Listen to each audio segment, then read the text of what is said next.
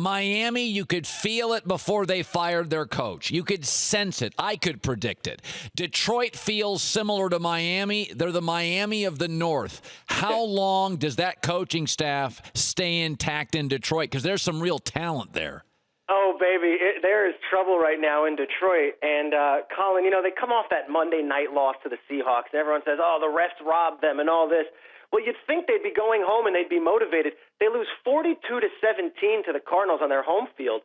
The crowd is booing throughout, and the Cardinals players throughout this week have been saying the Lions quit. They quit. And Phil Simms, who you had on yesterday, is a great, smart guy with football. He once told me a line, said, an owner might not know anything about football, but they'll know when the players quit and when there's not enough fans in the stadium. And that's what's going to happen here. If they lose this weekend to the Bears and then next weekend to the Vikings, they're home, things can spiral out of control. And the worst thing possible for the Lions is that dreaded trip to London is after that. And you know how those trips go. So there's a lot of concern right now. And here's a wild one to throw out there. They benched Matt Stafford in the third quarter with 11 minutes to go, and not for health, but for performance.